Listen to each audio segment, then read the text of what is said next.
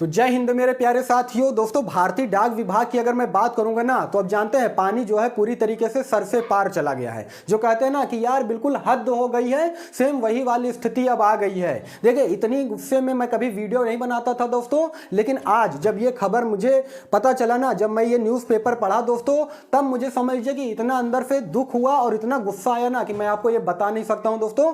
जुबान के माध्यम से मैं आपको जो है लफ्ज बयान नहीं कर सकता हूं। ये जानकर चलिए दोस्तों, जीडीएस की कर्मचारी की मौत हो जाती है यार, उस पर कोई बोलने वाला नहीं है। आखिर मैं कहता हूं कि इस जो जीडीएस कर्मचारी की मौत के पीछे आखिर कौन जिम्मेदार है, ये बताइए दोस्तों। पूरा मामला आपको बताऊंगा कि क्या मामला है, उसके बाद ये भी बताऊंगा कि आखिर इसके पीछे क्या रीजन है। जब मुझे रीजन पता चला ना, तब तो मैं समझ लीजिए कि और पूरी मेरी आंखें खुले की खुली रह गई, ये कह के चलिए, ठीक है ना। देखिए, क्या पूरा मामला मैं आपको बता देना चाहता हूं।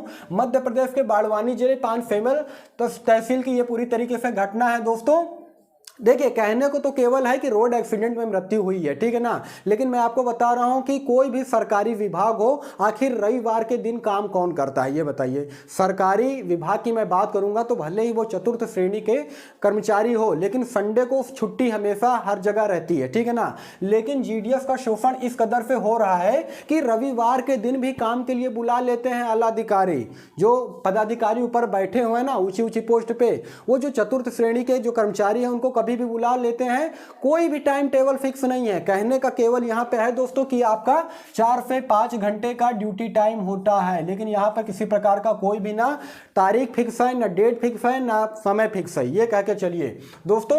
रविवार का दिन था 17 दिसंबर 2023, रोड एक्सीडेंट में दुर्घटना हो जाता है। मैं आखिर बताता हूं कि रविवार के दिन छुट्टी का समय होता है, तो आखिर उनको क्यों बुलाया गया था जो जीडीएस का कर्मचारी है। सबसे बड़ी बात यह है, आखिर रविवार के दिन उसे ना बुलाया जाता तो शायद ये घटना नहीं होती। ये आप सभी लोग मानते हैं कि नहीं दोस्तों? मैं आपको बता रहा हूं कि आप केवल कल्पना कीजिए यार, जरा सोचिए कि जिस घर में ये सारी चीजें घटी होंगी, ये घटना घटी होंगी, आखिर उनके माँ बाप पर क्या बीत रहा होगा, ये आप सोच भी नहीं सकते हो यार। और जब मैं आज न्यूज़पेपर पढ़ रहा था ना, और ये खबर जब मेरे सामने आई, तो समझ लीजिए मेरे पैर के नीचे से पूरा जमीन खिसक गया। और मुझे यार इतना गुस्सा आया ना कि मैं अपने लफ्जों के माध्यम से बयान नहीं कर सकता हूं, ये जान के चलिए। मैं कहता हूं दोस्तों कि आखिर जीडीएस कर्मचारी का शोषण जो है वो कब तक होता रहेगा। और सबसे बड़ी बात यह है दोस्तों कि आखिर जीडीएस में कोई बदलाव होगा कि नहीं होगा, किस प्रकार से शोषण होता है, वो मैं आपको यहां पे जरा सा बता देना चाहता हूं दोस्तों, ठीक है ना।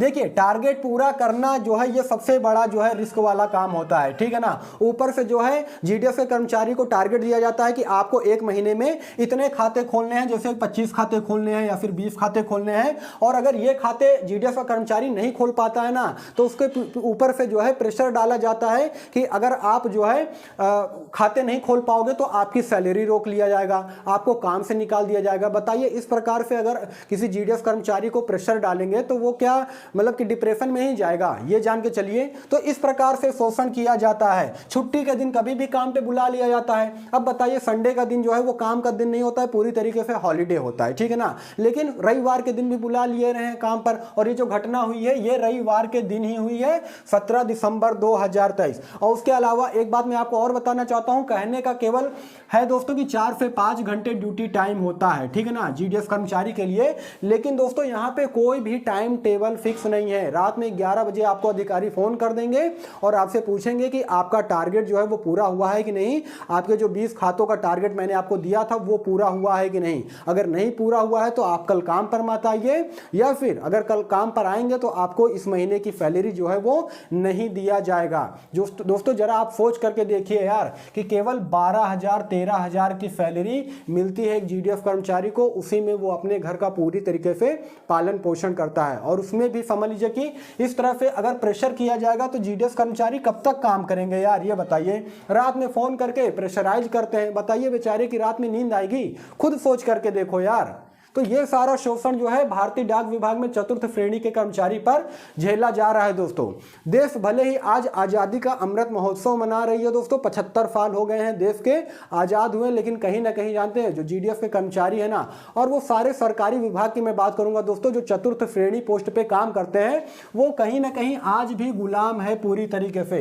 ये सब खाली एक ढोंग है यार कि 75 साल आज़ादी का अमृत महोत्सव मनाओ, ये सब खाली कहने की बात है। अगर मान लीजिए देश अगर आज गुलाम ना होता ना दोस्तों, तो ये सब जो कर्मचारी है जो इतना कुछ झेल रहे हैं, इतना शोषण झेल रहे हैं, ये कहीं ना कहीं अब बंद हो गया होता। सबसे पहले तो मैं कहना चाहूँगा कि जिस भी कर्मचारी की रोड एक्सीडेंट में मृत्यु हुई है, भगवान उनकी आत्मा को शांति दे, लेकिन देखिए यहाँ से कुछ नहीं होने वाला है, ठीक है ना। मैं कहता हूँ दोस्तों कि अब अपनी आंखें खोलो यार, इसके लिए आवाज़ उठाना पड़ेगा। अगर आप आवाज़ नहीं उठाओगे तो इसी प्रकार से आप दबाए जाओगे, क्योंकि आज गरीब और मजलूम के साथ कोई खड़ा होने वाला नहीं है, ठीक है ना। और ये जो कर्मचारी था ना, ये जीडीएस स्ट्राइक में भी शामिल था।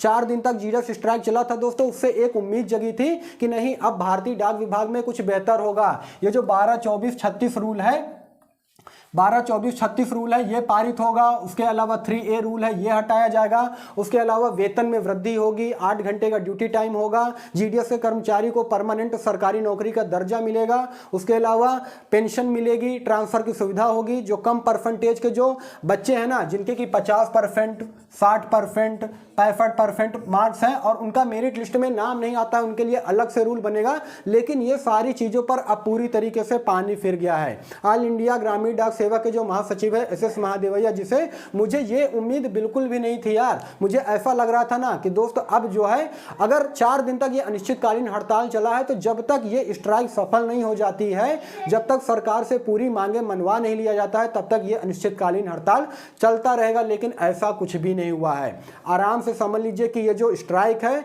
वो रोक दिया गया है। अब क्यों रोक दिया गया है? क्या सारे के सारे लोग पैसे के लेकर के बिक गए हैं कि क्या हुआ दोस्तों? ये मैं आपको नहीं बता सकता हूं, ठीक है ना। लेकिन देखिए, जो बात है वो मैं आपको बिल्कुल खुल के बताऊंगा, ठीक है ना।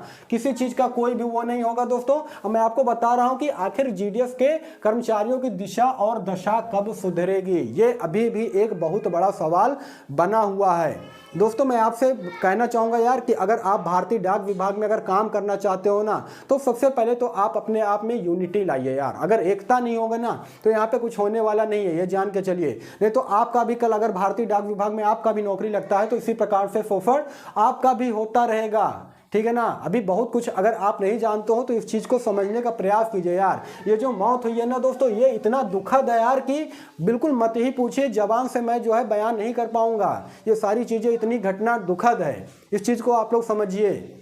तो दोस्तों यही सारा सब कुछ जानकारी देना था। वीडियो को यार जितना ज्यादा से ज्यादा हो सके इस वीडियो को आप लोग शेयर कीजिएगा, ठीक है ना। अपने तक मत सीमित रखिएगा, नहीं तो अगर अपने तक सीमित रखेंगे तो बात केवल सिमट करके रह जाएगी, ठीक है ना। अभी अगर अभी आप लोग सोए हुए हो तो जागिए, अगर नहीं जागेंगे तो बहुत देर हो जाएगा।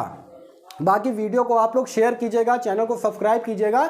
फिर मिलेंगे किसी नेक्स्ट वीडियो में, तब तक के लिए धन्यवाद।